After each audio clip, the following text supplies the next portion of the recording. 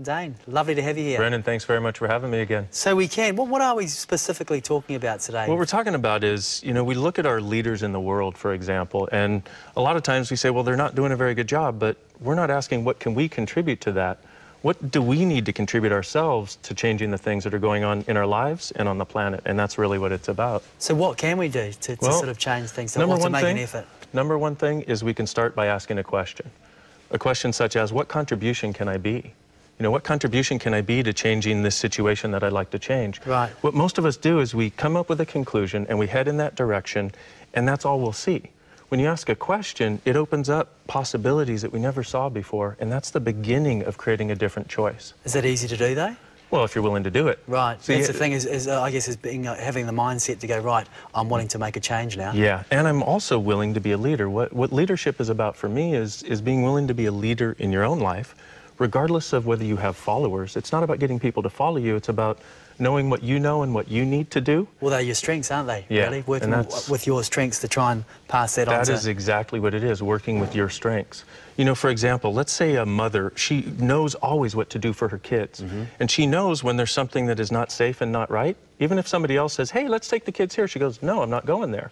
Because she's willing to lead in that situation. Well, what if she applied that to the rest of her life? To the money situation, to the family situation, to raising the kids and everything else. If you know what you know and are willing to follow it, then you become a leader in your life, and that transfers into the world also. So what happens once you've made this conscious decision that you want to become this leader? You start changing the way that you're doing things, and you start trying to make an effect maybe within your own household, from your own household to your community, maybe then nationally and then internationally. How do you go about sort of taking it to the next step? Well, number one, you start with you. And then number two, you realize that we don't live alone on this planet. We're here with 6.5 billion other people. And all of our points of view are contributing to what occurs here. So when you actually realize, there's a different possibility available, you contribute that possibility to other people. So for example, as you know, 10 years ago I wanted to kill myself. And I was actually at the point where I would have. And 10 years later, I'm actually traveling the world sharing these tools with people. Well, for me, when somebody says, oh my God, I wanted to kill myself too, I realize, thanks to you, that I don't have to do that. That changes their possibilities. And that's the gift that we can be for each other. What was the thing for you that changed you? I mean, 10 years ago, you're thinking about killing yourself. What was the thing that sort of... The thing was, when I got out of, easy for me to say in English, when I was willing to get out of being a victim. When I went, because prior to that, I was blaming everybody else for the fact that my life wasn't working. And I went, I'm not going to do this anymore. No matter what happens, I'm going to take responsibility for changing this now. And that day, it started changing. The energy of it changed. It's not easy because, I've talked to people that have sort of gone through these processes. You have programs that you run that can help people to sort of implement or put things into place so that they can then build upon them. Yeah, that's exactly what we do, is we give people the step-by-step tools to be able to change anything they want to change and actually step into being the leader in their lives and also the source for change in a larger arena. And what we do is called Access Consciousness. Right. And the classes are all about empowering you, not somebody else. It's not about following me or listening to me. It's what do you know that you don't yet know? And what it does is it changes the possibilities that you have available, and that's really what it's all about. Is it quite interesting for you, sort of, when you're doing these classes, seeing people and then identifying something with them that maybe they've subconsciously they've known about, but you're kind of tapping into their subconscious to sort of unravel it? That is the greatest gift in doing these classes. The greatest gift is the change that I see in people's lives. I mean, people who have wanted to change something for sometimes 30 years, and all of a sudden they get that one awareness that they needed that's locking it in place, and it changes. And you can see their face change, you can see their body change, and their whole life is different after that.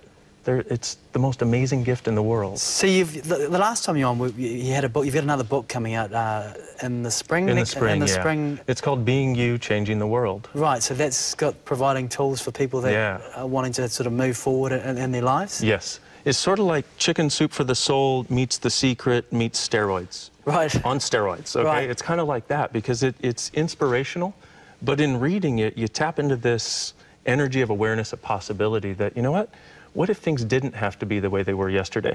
What if they didn't have to be the way they were for the last 20 years? What if tomorrow could be completely different? And what if we could choose what that would be like?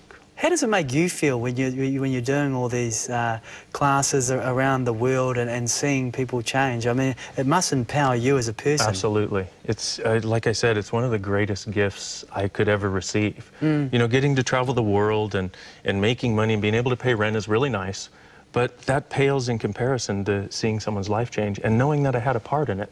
But the thing is, it's always their choice. Right. I can't make someone change, darn it. Because aren't there lots of people in our lives we'd like to make change? That's right. Except we can, it's got to be their choice. But the one thing that we can be for people is we can be an inspiration. Yeah. We can be something that lets people know this is a different possibility that you might have. If there are people that, you know, they've done your courses and maybe they fall off the wagon later on down the line, maybe every now and then, can they contact you? Or do they have tools in place where you can help them out? There's all of it, actually. There's tools in place. There's books that they get with the tools in them so they can always refer to them.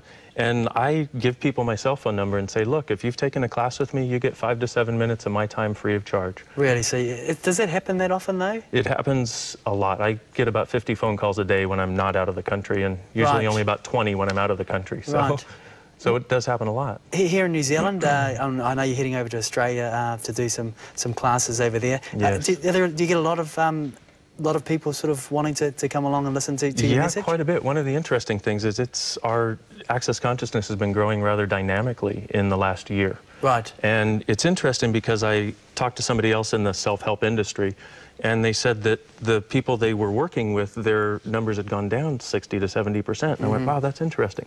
So something we're doing is working. Right. What I think it might be is the fact that we're actually empowering people to know that they know, please don't follow me, please don't follow anyone, please be a leader in your own life. And I know we're getting to time, so I wonder if I might ask a question of everybody watching. And that would be, what contribution can we be to the miners? In other words, energetically, what contribution can we be that might facilitate a change there, or facilitate that occurring with ease? Right. Because, you know, it's one of those things that energetically we may have the possibility to contribute to, but we just have to ask the question. Dr. Dane, great advice as always. Thank you so much for joining us again. Thanks for having me again, Brandon. Welcome back to New Zealand. Great pleasure. Thank you. Thank you. And for more on Dr. Dane, see our website at tvnz.co.nz/goodmorning. Now we're crossing to Rawdon Christie for a One News update on the miners.